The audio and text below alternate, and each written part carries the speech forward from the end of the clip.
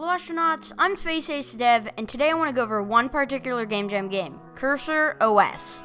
Why am I making a video about a game I made last year? Well, this was actually supposed to come out a year ago, but after losing the first version, and then losing the second version with all the clips, that meant this video was really never supposed to come out. However, after not releasing a video for 6 months, I want to take a deep dive into certain aspects of this game. At its core, it's simply a basic platformer. A kind of bad basic platformer at its core to be more specific, but basic 2D platformer nonetheless. However, it also adds a small twist, or really just a mechanic based on the theme of the Game Jam it was built for. For those who don't know, Game Jams are events where game developers are tasked to create a game in a set amount of time, whether that is 2 days or a whole month, generally with a theme that every single game needs to be based around. In this case, cursorOS was made for the GMTK Jam of 2018, with a theme of genre without mechanic. Also in this case, a platformer without the traditional control scheme, but instead used mouse movements to move the player. If this hasn't already been made clear, this post-mortem of sorts will be very different than the ones I've made in the past, as it won't focus on specifically the development process, but rather particular design choices, and a bit on how I went about implementing those design choices. For starters, the main menu. This has been done before, but I really like the idea in general of using the game's mechanics to begin the game itself. In this case, you have to learn how to move the player to begin the game in the first place, and the main menu also makes clear the game's overall goal from the beginning. To begin the game, the player must collide with a computer, which is also how levels are cleared moving forward. This can also be implemented in a number of ways, whether that is shooting the start button in a shooter game or interacting with the button while controlling the player just as the player might with other game objects found later on in the game. Maybe a Mario-like character, jumping up towards the start button or something of that sort. While this isn't an end-all be-all for menu UI design based on the game's mechanics, it can often be a great option. Moving on, I have to also say this game has some of the best art I think I've ever made in any of my games. It has a very simple art style, but I think has a decently well-designed setting, as if the game takes place on a desktop of some sort, with a player jumping on application icons and application windows. Plus, using the application windows to present the game's tutorial level by level is another idea I really liked and was quite easy to implement. Overall, both of these design decisions were great, not only because of their benefit towards gameplay and the advantages they provide when teaching players how to play the game, but they also require minimum additional effort compared to building a more intricate and traditional main menu. I could simply build a quick level using the systems I had already set in place to build actual levels rather than needing to get into more detailed and intricate UI design.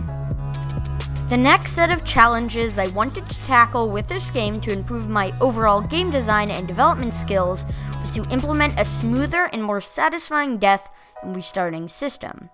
In previous games of mine, and I see this constantly from other games during game jams, is the lack of any serious feedback when the player dies.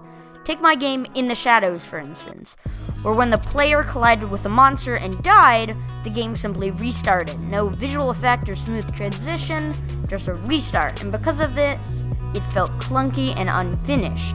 So the solution is honestly not that complicated in theory, and often not in practice either. But that of course is changed based on the scope of the game you are developing. In cursorOS, when you die, a panel slides over the screen. When you respawn, it slides off screen. Simple enough, but it makes the game feel more polished and complete, as the transition between levels or a single level is smooth rather than, once again, clunky and unfinished. The end of one scene and the beginning of the other are the same, and because of that, the environment doesn't shift suddenly, like once again in my game In the Shadows. Likewise, the solution to the death feedback issue was also simple. Have the player explode! Now this probably could have been done very effectively with a simple particle effect by itself, as the general purpose of this is simply to provide feedback to the player. What I ended up doing was the following. I created a game object named Death, and made it a child of the player game object. Then inside of the Death game object I just made, I would place a bunch of small square game objects that looked like pixels that had both a box collider and a rigid body component, meaning that they could interact with the environment using physics. Using these squares, you would practically try to recreate the player's sprite, pixel by pixel, making it not a great strategy for games with higher resolution art, but was entirely possible thanks to the game's very simple art style. Then you would disable the death game object. In regards to the actual code, it is very straightforward. First, when the player has 0 health, we're going to check whether our variable die effect is true, and if not, we're going to run the code in the curly brackets. The reason we want to start out with this if statement is because, well, I'll show you. This is because the script sets the death game object as active, and then runs a for loop for each pixel that makes up the recreated player sprite, giving it a random velocity and hence sending it in a random direction. At the end of the if statement, we set die effect to true, so that the if statement that ran our die effect script in the first place will only run once, meaning that the velocity won't constantly be changing, causing the weird wobbling effect we saw earlier. However, the specific script I'm showing you here isn't great for performance, as GameObject.find has to look through the entire scene for a game object with that particular name. So making an array of game objects and cycling through those would probably be a better way of going about this in hindsight. Either way, this gives us a really satisfying effect that provides visual and clear feedback to the player, and honestly looks really cool to me. Another aspect of the game I find works really well here were the designs of certain levels and the implementation of hidden tutorials, something I've discussed in more detail in a previous video of mine. The first 2 levels do well to make clear basic movement in the game, and the 3rd level seems to be better designed than I initially thought. While writing this video, I'd considered pointing out how a few additional levels in between levels 2 and 3 with slightly more difficult platforming sections would have been beneficial in regards to ingraining the intricacies of the game's controls into the player's mind, which it totally could have accomplished, but level 3 actually seems to do more than that. It has a very basic staircase up to a higher platform, nothing too difficult or complicated. But when the spikes are introduced is where it seems to have the largest impact on the player. From streams I've watching new players try out the game, the spikes do seem to be a surprisingly difficult part of the level, and often the game in general. It has forced players to think about movement more intricately, which accomplishes our initial goal, but also introduces spikes without any text or tutorial, something especially useful when the spikes don't really look too much like spikes. Moving on, level 4 then introduces the Blender application icon, which poses no threat unless you move closer to it. However, the Blender application icon is constantly shooting out lasers or bullets or blasters, whatever you want to call them, meaning the player practically learns that the Blender application icon is a threat without actually being threatened. That is then done again in level 6 right before the Blender application icons that are actually obstructing your path are introduced. It is straightforward and probably pretty obvious, but I find it quite interesting. However, the level design often isn't that great. I mean, look at level 6, it is atrocious. The later levels especially aren't that well designed, like having the player jump up and down while bumping its head looks pretty dumb in level 8. Then the biggest level design issue comes with levels 9 and 10. The difficulty spike between level 8 and 9 is massive, and level 10 only has one real solution if you were to think of a platforming challenge as a problem.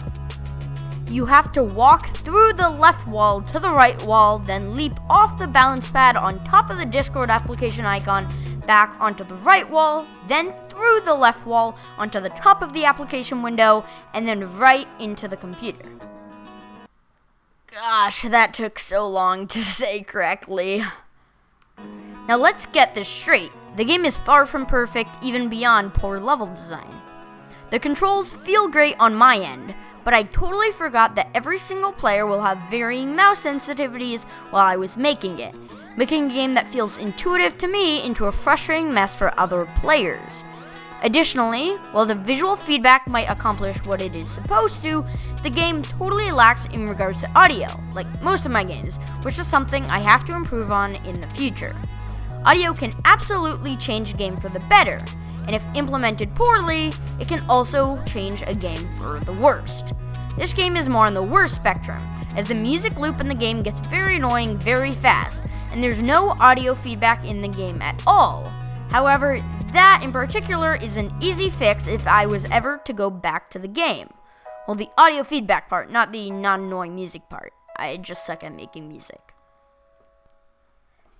Thank you to my Patreon supporters, Tiger J and AI, for all of your support. And sorry everyone for the massive gap between video uploads. It has been a combination of a few factors, but overall can be cut down into 3 main points. A bit of burnout from making videos, feeling that just posting any random video wouldn't cut it and led to a few video projects I had made being scrapped, and finally, I wanted to focus on game development and programming in general, and have even began working on a new project I can't talk about just yet. Thank you for watching, and see you all later. I guess I'll just leave the video off with some bloopers. Now this probably could have been done very effectively with a simple particle blah blah blah blah blah blah blah blah blah blah blah blah blah blah blah blah blah.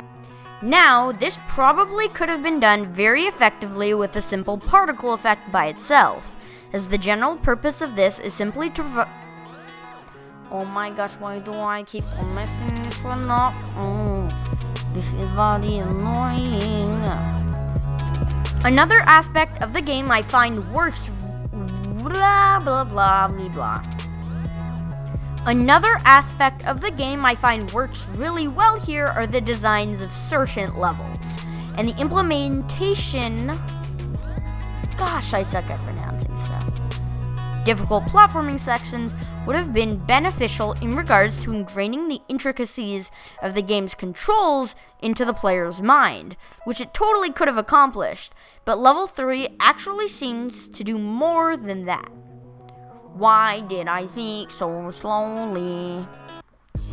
Which it totally could have accomplished, but oh my gosh, why? Which it totally could have accomplished, but level 3 actually seems to do. I guess these are more bloopers. Cool. Difficult part of the level, and often the game in general. It has forced players to think about movement more intricately, which accomplishes. I can speak. Then the biggest level design issues come with levels 9 and 10. The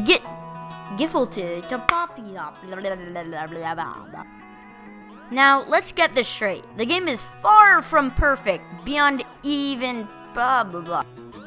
Thank you to my Patreon supporters, Tiger J and AI, for all of your support, and sorry everyone for the massive gap between video uploads. It has been a combination of few factors, but overall can be cut down into